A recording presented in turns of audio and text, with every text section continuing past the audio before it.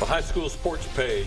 We've been coming to you every Wednesday evening of the high school football season, thanks to the people at the Burns Insurance Group. Offices in Mount Juliet, Nashville, and Franklin. Stop by and get a price quote. I think you'll be glad you did.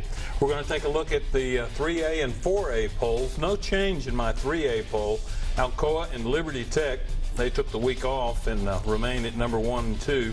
CPA, CAK, and Elizabethton all had big wins, and they stay at 3, 4, and 5. Mid-state poll, I've got CPA still at number 1 after that big win over East Nashville. DeKalb County holds down the number 2 spot after holding off Grundy County 28-20. And Sequatchie County swaps places with Fairview following their loss to Warren County, and Fairview's tight win over Sycamore. And Upperman's Bees stay at number 5 following an open date. A familiar name leads my 4A poll.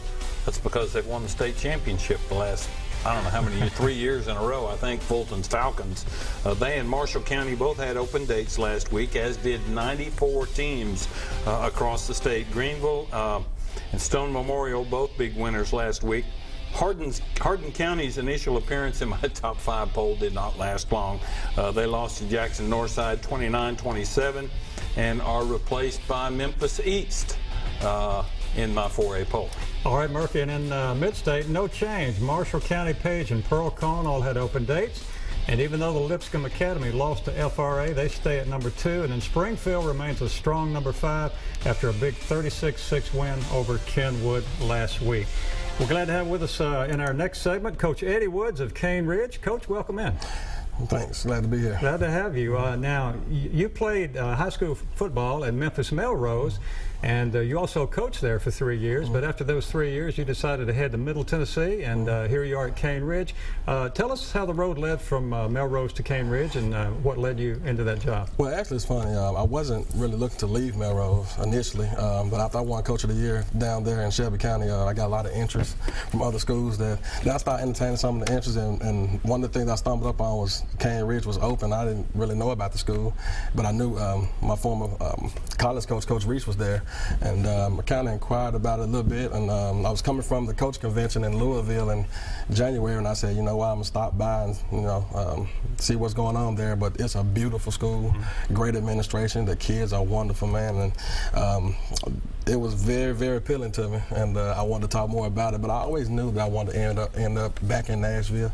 Nashville's been great to me when I was a college student here, and that's kind of how it happened. He keeps answering my next question. I'm going to have to jump ahead here a little bit. It's funny you mentioned TSU, though, a couple of times, because I have crossed paths just in the last month with 2 or 3 people that were your teammates. And a lot of Tennessee guys who played high school football in the state of Tennessee gravitated to TSU. And like you said, spending 3 or 4 or 5 years in Nashville kind of grows on you a little bit. It does. It does. Nashville's a great place, man. It's grown. Even I left in 2006, and it's grown a lot since then. But it's a great place. I'm loving it here. So it's been good. Cane Ridge, a school, probably one of the reasons you hadn't heard about it. It's not that old a school. They had to open the second high school in Antioch because that part of Nashville growing so rapidly. The program started off very fast with success, and then it kind of got a little mediocre, I guess you might say, a little bit. But you've turned things around awfully, awfully fast. How do you explain that? Well, like you said, the kids were already there. I think with the kids being there, the Pee Wee programs like UNA and surrounding things like that, it's football rich. And us just turning around has been the administration giving us everything we need, making the transition easy for us. The kids have been great, parents have been great, and I have a really good staff that works with me. So that's pretty much what it is. Coach, when you take over a program like you did, not that they certainly were not down, but they were 11-11 the last 2 seasons, and here you are 5-2 and on the verge of the playoffs.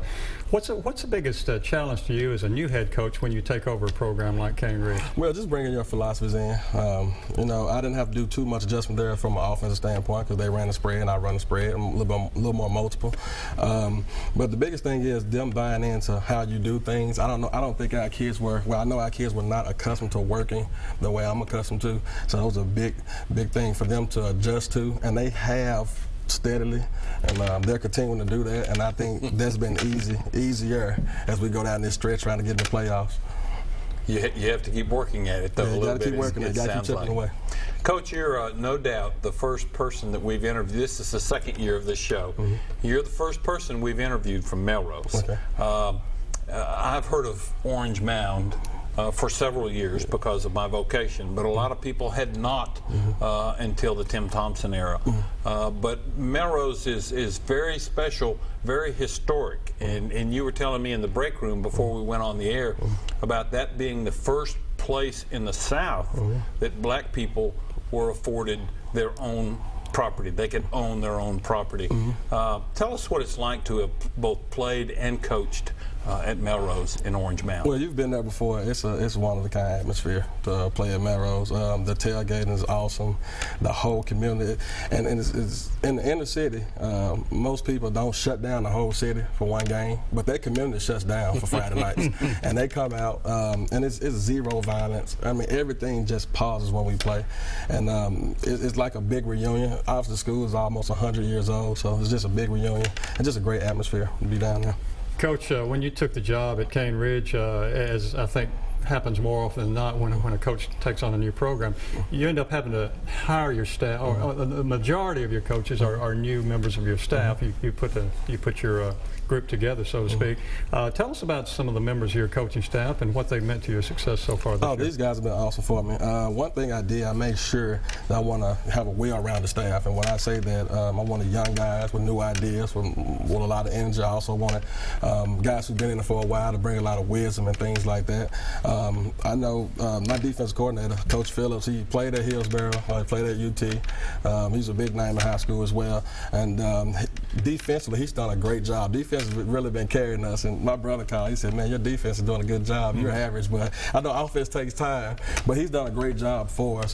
He coached with Coach Ada lot on some state championship teams at Hillsborough, so that was a big thing for us. But just getting mixing a young group with an older group has brought wisdom and energy at the same time. And one thing about it, we're all on the same page so fast.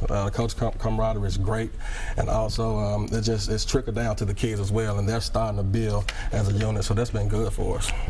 Being recruited by your former head coach at TSU, James Reese, obviously I would think played a major role in you deciding to say yes to the Cane Ridge offer. How special is that to you personally, to be able to work for a guy that was so influential to you not too many years ago when you were still a player? Well, it's very special because I tell people all the time, one of the most important things to taking over a job is administration.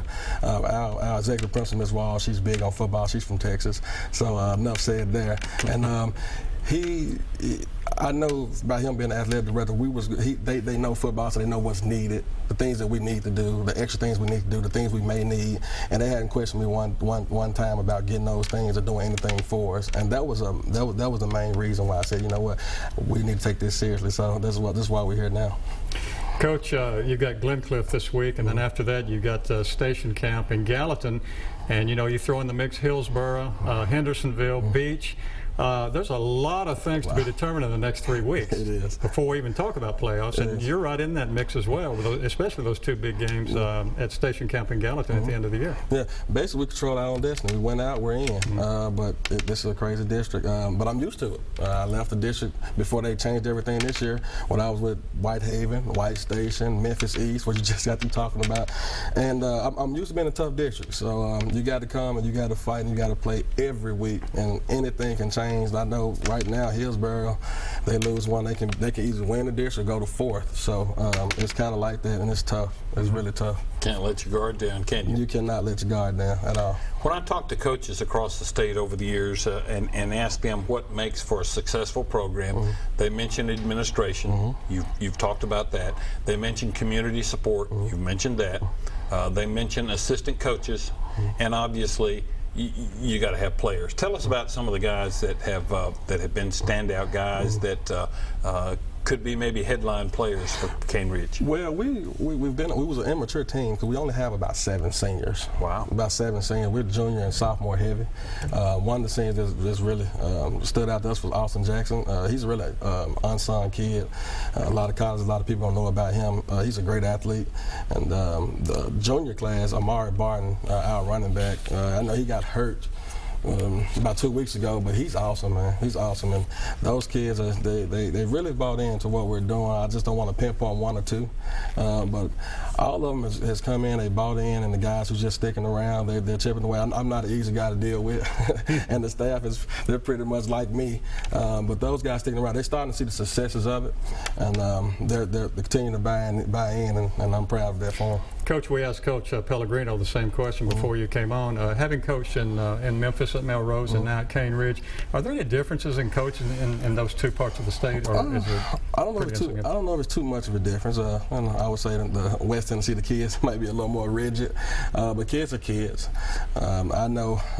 I would say Middle Tennessee, they take football a little bit more seriously than they do in Memphis because basketball is king in Memphis. Yeah, so more kids want to play basketball. They have a lot of hoop dreams, but it's pretty much the same for the most part. But I'd say that's the biggest difference. It's more so basketball driven there, and it's more football driven here. But football is still great in West Tennessee.